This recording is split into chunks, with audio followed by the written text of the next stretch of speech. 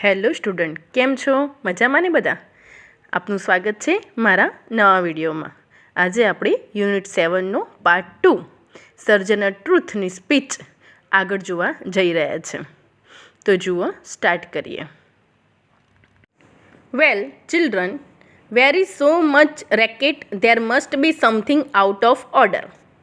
હવે સર્જનર truth speech આપતા હતા.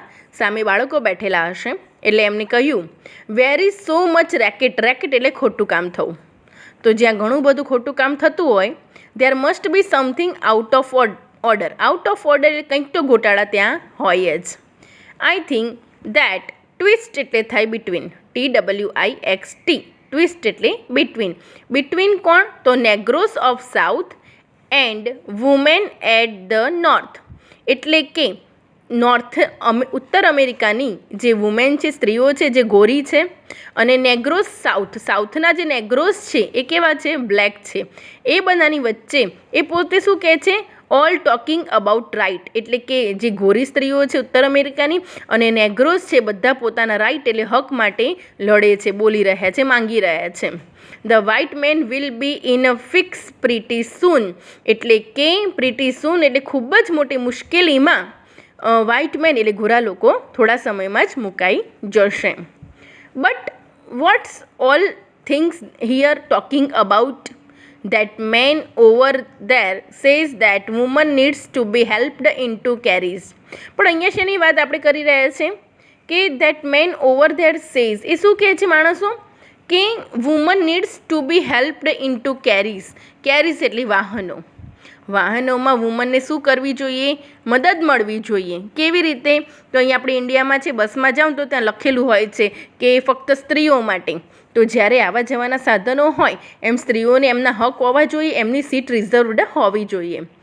And lifted over ditches. Ditches એટલે કે આમ ખાડો અર્થ થાય છે, પણ અહીંયા ક્યાંનો મતલબ એવો છે કે એમનું સ્થાન ઉપર હોવું જોઈએ. અત્યારે જે સ્થાને છે એના કરતાં એમને ઉપર લાવવાના છે. And to have the best place everywhere. દરેક જગ્યાએ એમનું સ્થાન સરસ હોવું જોઈએ. આટલી બધી વુમનને ઇજ્જત આપવાની વાત કરે છે કે વુમનને વાહનોમાં મદદ મળવી જોઈએ. એ અત્યારે હાલમાં જે જગ્યાએ છે એમની જગ્યાએથી એમને ઉપર લાવવાના છે. એમના માટે શક્ય બને એટલું બધું જ સારું દરેક જગ્યાએ હોવું જોઈએ. આવું સર્જનર ટ્રુથ વુમન માટે કહે છે, એક સ્ત્રીઓ માટે છે. પોતે સ્ત્રી છે એટલે સ્ત્રીની વેદના એ સમજે છે. હવે આગળ જુઓ, નો બડી ઇવર હેલ્પ મી ઇન્ટુ કેરીજ. હવે એની વાત કરે છે. એ ભલે એમ કહે છે કે વુમેનને મદદ મળવી જોઈએ, એમને સારું સ્થાન મળવું જોઈએ, જે સ્થાને છે એ સ્થાનેથી ઉપર આવવા જોઈએ, પણ એમની પોતાની જ્યારે વાત કરે છે ને તો એ કહે છે નો બડી ઇવર હેલ્પ્સ મી ઇન્ટુ કેરીજ. પણ મને તો કોઈએ વાહનોમાં મદદ કરી નથી. ઓર ઓવર મડ એન્ડ પડલ્સ એટલે કે કાદવ કીચડ થાય. એટલે કે હું એકદમ એવી નીચી સ્થિતિમાં હતી છતાં પણ મને કોઈએ ઉપર લાવવાનો પ્રયત્ન કર્યો નથી. ગીવ્સ મી એની બેસ્ટ પ્લેસ, કે મારા માટે કોઈએ સારી જગ્યા આપી નથી. મને તો આ ફાયદા થયા જ નથી. મને તો કોઈએ જીવનમાં હેલ્પ કરી જ નથી. મડ એન્ડ પડલ્સ દ્વારા એવું કહેવા માગે છે, ગુલામીમાં જ્યારે જીવતા હતા તો ગુલામીમાંથી મને બહાર કાઢવા માટે પણ કોઈએ પ્રયત્ન નથી કર્યો. મને કોઈએ સારું સ્થાન નથી આપ્યું. And I a woman. શું હું સ્ત્રી નથી? એમનું જે ટાઇટલ છે એ કહે છે તો મને તો આ બધી હેલ્પ ના મળી તો શું હું સ્ત્રી નથી? Look at my arms. મારા હાથ તરફ જુઓ. I have plucked and planted and gathered into barns. મેં પ્લગ કર્યું છે આમાં. પ્લાઉડ એટલે કે મેં આમાં હળ ચલાવેલું છે. પ્લાન્ટેડ એટલે આમાં વૃક્ષો વાવેલા છે, વાવણી કરેલી છે. એન્ડ ગેધર્ડ એટલે કે વાવેલું બધું એકઠું કરેલું છે. In bans. બાન્સ એટલે ખેતરમાં. આ બધું જ કામ મેં કરેલું છે. એન્ડ નો મેન કુડ હેડ મી. અને મને કોઈ પુરુષે માર્ગદર્શન ગાઈડ કરી નથી. નો મેન કુડ હેડ મી એટલે કે મને માર્ગદર્શન કોઈ પુરુષે કરેલું નથી. And ain't I a woman. શું હું સ્ત્રી નથી? શું મારે એ વખતે જરૂર હતી મદદની તો મને એવી મદદ મળી નથી તો હું સ્ત્રી નથી? જ્યારે હું આ બધું જ કામ ખેતરોમાં કરતી હતી ત્યારે મને કોઈ રીતની મદદ મળી નથી. હવે પોતાની એ વાત કરે છે. હવે ઉગ્ર થઈ ગયા છે અને વાત કરે છે કે મને આવી મદદ મળી નથી તો હું શું સ્ત્રીમાં મારી ગણના નથી થતી? હું સ્ત્રીમાં નથી? આગળ એ કહે છે, I could work as much as eat as much as a man. હું એટલું કામ કરી શકી છું જેટલું પુરુષ કરી શકે છે, એટલું જ ખાઈ શકું છું જેટલું પુરુષ ખાઈ શકે છે. When I could get it and bear the lash as well. અને મેં શું મેળવ્યું છે? લેશ એટલે ચાબુકના ફટકા પણ મેં સહન કર્યા છે. બિયર એમની પર બહુ અત્યાચાર થયેલો હતો જ્યારે પોતે ગુલામ હતા, તો એ પણ મેં સહન કર્યું છે. એન્ડ આઈ અ વુમન, શું હું સ્ત્રી નથી? I have Born 13 children. જુઓ કેટલા બાળકોને જન્મ આપી ચૂક્યા છે? 13 બાળકો. મેં તમને વાત કરીને એક મશીનની જેમ સ્ત્રીને બનાવી દીધી છે. એને 13 બાળકોને જન્મ આપ્યો છે. And seen most all sold off to slavery. એક બાળકને લઈને ત્યાંથી નીકળી ગયા હતા ને, ડ્યુમન્ટના ત્યાંથી, પણ બાકીના બાળકોનું શું? તો અહીંયા કહે છે કે આઈ હેવ સીન, મતલબ કે મારી આંખેથી જ મેં જોયા છે બાકીના બધા બાળકોને ગુલામ બનાવવા માટે વેચાઈ જતા. વિચાર કરો, એક મા માટે કેટલું ભયાનક વસ્તુ છે કે પોતાની આંખ સામે પોતાના બાળકને વેચાઈ જતા જોવા. And when I cried out, જ્યારે હું રડતી, બૂમો પાડતી, ચીસો પાડતી, વિથ માય મધર્સ ગ્રીવ, એક માતાનું દુઃખ જે બીજું કોઈ ના સમજી શકે, અને એ દુઃખ સાથે હું જ્યારે રડતી, બૂમો પાડતી, મારા દીકરાઓને દીકરીઓને હું જ્યારે વેચાઈ જતા જોતી, નન બટ જીસસ હર્ડ મી. કોઈ સાંભળતું નહીં, કોઈ મદદ કરવાવાળું હતું નહીં, ફક્ત ને ફક્ત મારા જીસસ એટલે કે ભગવાન. એ જીસસ જ મને સાંભળતા હતા, બીજું મને કોઈ જ સાંભળતું નહોતું. વિચાર કરો, કેટલી પરિસ્થિતિ ખરાબ કહેવાય એક માતા સામે પોતાના બાળકોને વેચાઈ જતા જોવા. એ વખતે જે મારું દુઃખ હતું એ કોઈ સાંભળનાવાળું હતું નહીં. એન્ડ એન્ટાઈ અ વુમન, શું હું સ્ત્રી નથી? શા માટે આવું મારી સાથે થયું? હું સ્ત્રી નથી? Then they talk about this things in the head, what's this they call it. અને જે આવા બધા માણસો હોય છે, જે મોટા માણસો, શું કહેવાય એને, એ પૂછે છે, પબ્લિકને પૂછે છે. મેમ્બર ઓફ ધ ઓડિયન્સ માટે એક માણસ કહે છે, વિસ્પર એટલે ધીમે રહીને કહે છે, ઇન્ટેલેક્ટ, હા બુદ્ધિ. આ બુદ્ધિ જુઓ બધાની, હે ને? તો હું માણસ નથી એમ. દેટ્સ ઇટ્સ હની, એટલે જવાબ આપે છે, એટલે કે જે સાચી વાત છે.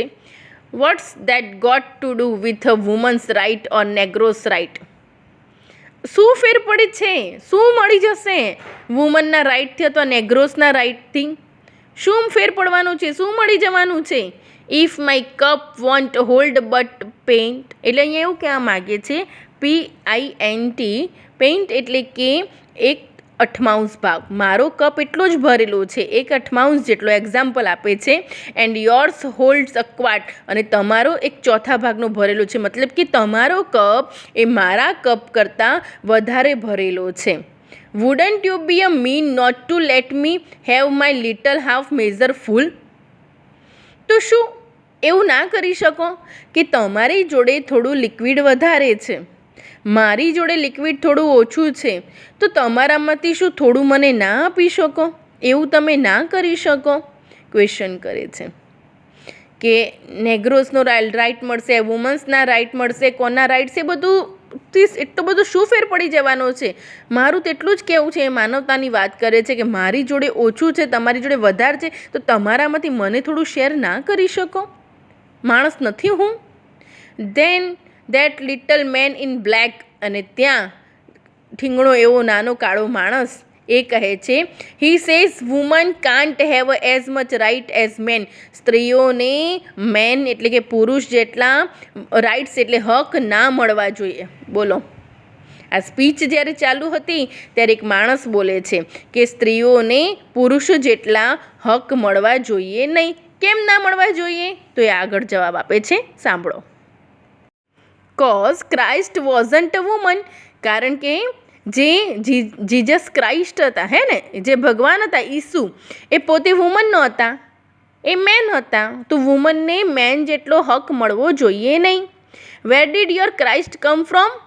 ત્યારે આ સર્જનર ટ્રુથ ક્વેશ્ચન પૂછે છે, 2 વાર રિપીટ કરે છે, where did your Christ come from? તમારા ભગવાન ક્યાંથી આવ્યા? એક માતામાંથી જ જન્મ લીધો છે ને એમને, એક સ્ત્રીમાંથી જ જન્મ લીધો છે ને. તો તમારા ભગવાન ક્યાંથી આવ્યા છે? એ પોતે સ્ત્રીમાંથી આવ્યા છે.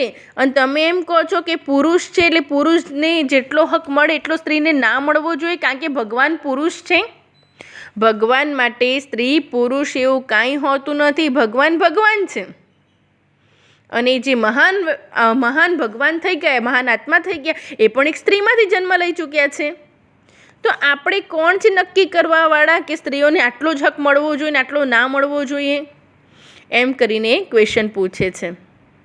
જુઓ અહીંયા આગળ લખ્યું છે ફ્રોમ ગોડ એન્ડ વુમન, એટલે કે ફ્રોમ ગોડ એટલે ભગવાન ક્યાંથી આવ્યા, એન્ડ અ વુમન, ભગવાન પોતે પણ એક સ્ત્રીમાંથી જ આવેલા છે.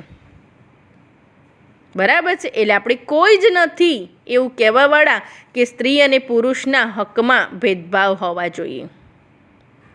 બરાબર ને?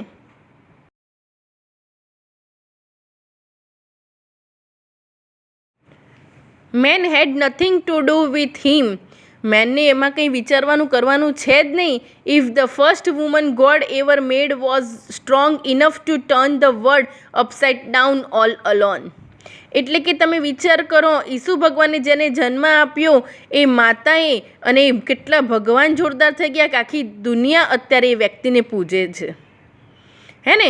અને બીજું, એ સ્ત્રી એટલી મજબૂત છે કે અપસાઇડ ડાઉન ઓલ અલોન એટલે કે પોતે એકલી આ વર્લ્ડ એટલે કે દુનિયાને ઊંધી કરી શકે છે ને એટલી એનામાં તાકાત છે, એટલી શક્તિ છે એક વુમનમાં, હે ને? જે પહેલી સ્ત્રી એ થઈ ગઈ કે એનામાં એટલી તાકાત છે કે આખી દુનિયાને ઊંધી કરી દે.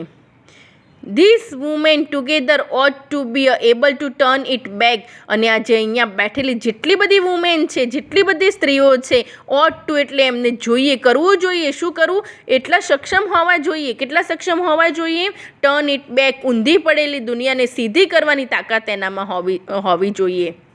એવી સ્ત્રીઓ હોવી જોઈએ કે જે દુનિયા ઊંધી થઈ ગઈ છે ને એને સીધી કરે. And get it right side up again, ફરીથી એને રાઇટ સાઇડ ઉપર બેઠી કરી દે દુનિયાને. And now they is change કે આસ્કિંગ, આ લેંગ્વેજ ભૂલો છે કારણ કે અભણ હતા.